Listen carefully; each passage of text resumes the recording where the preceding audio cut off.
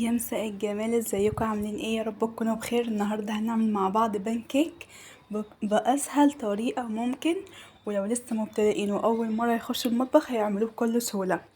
اول حاجه نزلت بكوبايه لبن دافيه، ونزلت عليها معلقه خل علشان نروبه.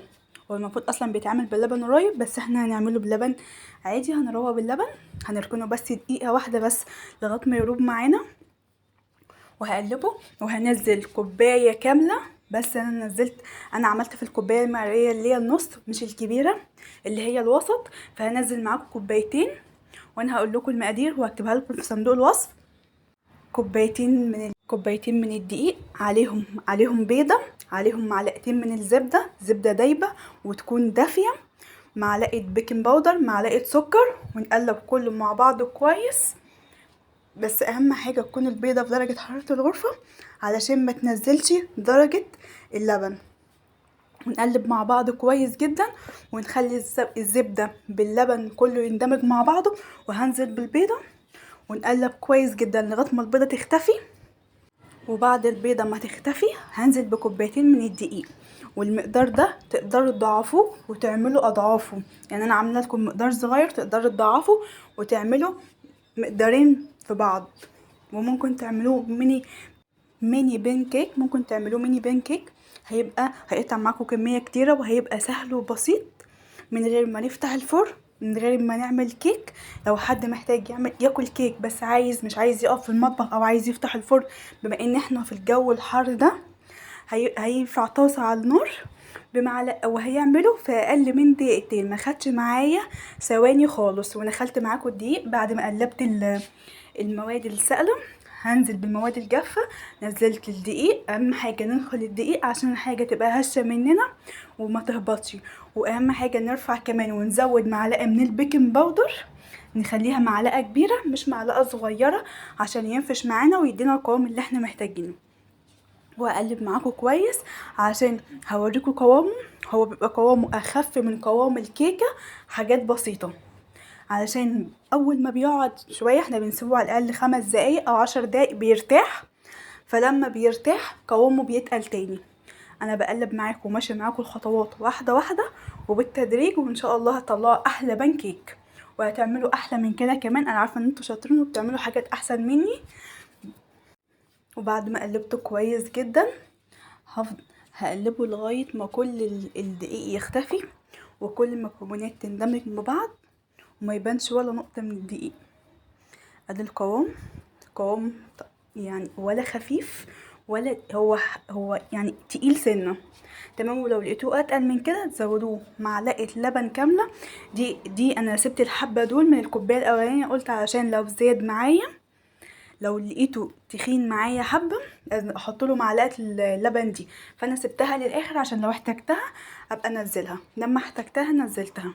بس اهم حاجه اللبن يكون دافي، الزبده تكون دافيه، البيضه تكون في درجه حراره الغرفه، معلقه سكر، معلقه بيكنج باودر كبيره. القوام، شايفين القوام؟ ما شاء الله حلو جدا. وكل ما هنركنه على جنب حبه هيتقل كمان، وقوامه هيتقل اكتر من كده. فما تقلوش وتخلوه لا ده خفيف لسه، لا لسه لسه لما بنسيبه 10 دقايق تاني بيتقل ويرتاح، وبيبقى القوام بتاعه اتقل من كده كمان. انا هنزله هجيب استرتش راب وهغطيه وهسيبه 10 دقايق عقبال ما اجهز الطاسه. واهم حاجه نكون نستخدم طاسه تكون غير قابله للصق. وده وريتكم القوام بعد ما تقل.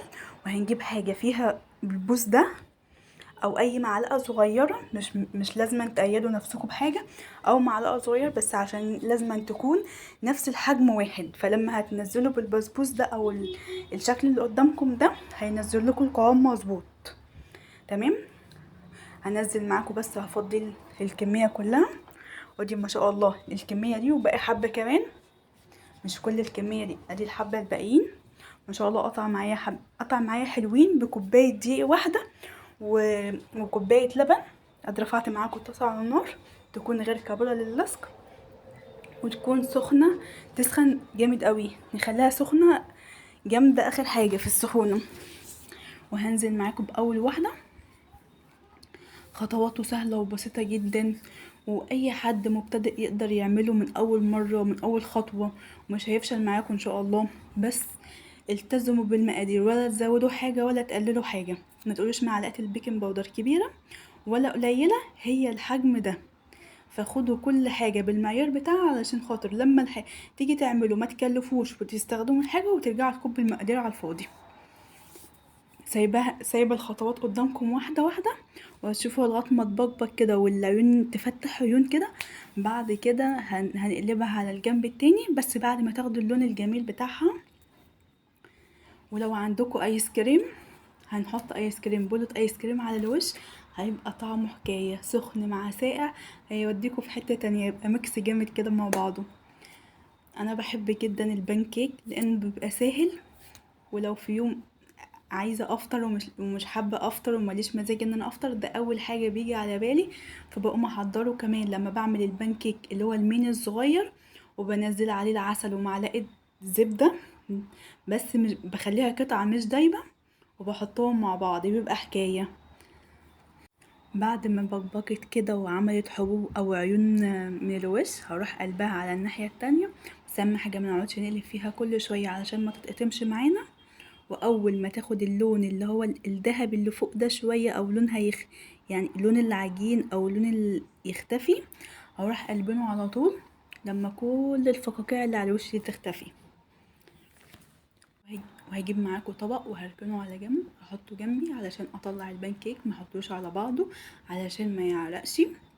تمام، علشان ما يعرقش ببعضه. انا هفرد كل واحده بعيده عن التانية، علشان لما اجي امسكه ما الاقيهوش لزق في بعضه ويعجن. لا، نجيب منديل، او مفيش منديل هنجيب فوطه، نفرشها على الطبق، ونخلي كل واحده لوحدها. واول ما يبرد ويهدى هتلاقيه، لو حطيته طبقات فوق بعض مش هيحصل له اي حاجه. بس اهم حاجه وهو طالع من على النار لازم نبعده عن بعض ونخلي كل واحده لوحدها. وادي معاكم انا مبطئه الخطوات ومش مسرعاها علشان خاطر تشوفوا التفاصيل. واهم حاجه وانتوا بتقلبوا تجيبوا حاجه عريضه كده نفس اللي انا بقلب بيها. تمام، هتساعدكم في القلب ولا هيتقطم معاكم، وهيطلع شكله كويس جدا.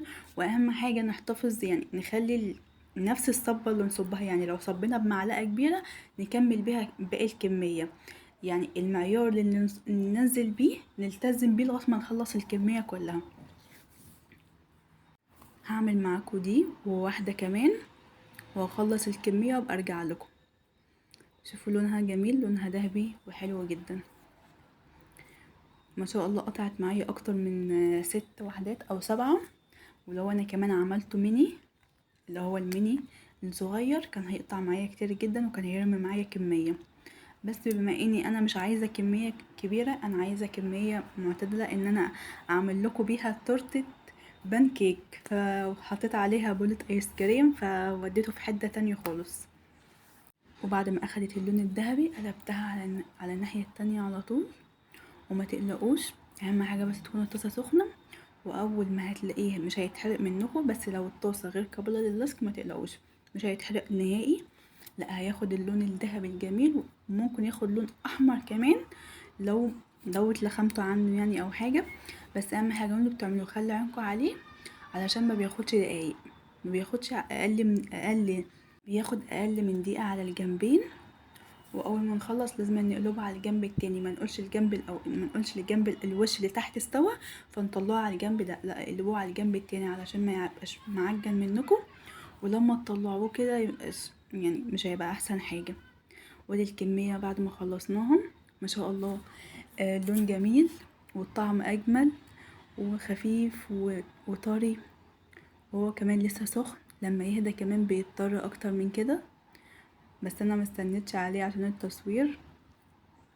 وهعمله معاكم بالشكل التقليدي اللي احنا متعودين عليه، ان احنا نرص طبقات فوق بعض. هنحط اول واحدة كبيرة، اول واحدة، وهنزل بالتانية وهنزل بالتالتة لغاية ما اخلص كل الكمية.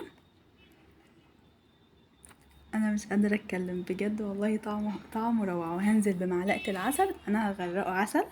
العسل اختياري، اللي حبوا ياكلوا سادة من غير عسل. بس بما ان العسل طبيعي وحاجة طبيعية اكيد لازم نجربه بالعسل، هيوديه في حتة تانية. وهو ده ما بيتاكلش غير بالطريقه دي وطعمه تحفه. وانا بنزل اصلا العسل كله نزل عليه على الطبق، فنزل كله سرسوب كده، لا حتة تانية. ولو كمان في ايس كريم فانيليا، تنزلي ببولة ايس كريم فانيليا كبيرة كده وهو لسه سخن، اول ما تحط عليه بولة الايس كريم هيسيح وينزل كله ذوبان في بعض. انا كان عندي ايس كريم بس ما كانش ايس كريم فانيليا، بس كان شغال وماشي الحال وكان طعمه حكاية وكان طعمه حلو قوي. بما انه سخن فالايس كريم مش مستحمل فهيدوب وهيقع من كتر السخونة، لانه هو لسه سخن زي ما قال لحضراتكم، لسه منزلاه وهقطعه معاكم. خلوا يعني شوفوا الخطوات، طري وخفيف، السكينة بتمشي فيه ما شاء الله ولا كأنه كيكة. وبصراحة احسن من الكيكة، سهل وبسيط وعلى طول لسه تفتحي فرن وتحضري مقادير، مع ان احنا برضو منستغناش عن الكيكة ان دي حاجة اساسية. وبعد ما قطعته طعمه حكاية وشكله روعة وبجد واو. الايس كريم مع العسل خلاه طعمه في حتة تانية خالص. يا ريت لو وصلتوا معايا اضغط هنا متنسوش اللايك والاشتراك، وان شاء الله اقابلكم في فيديو جاي. سيبكم تلكم نظرة اخيرة للجمال ده. باي.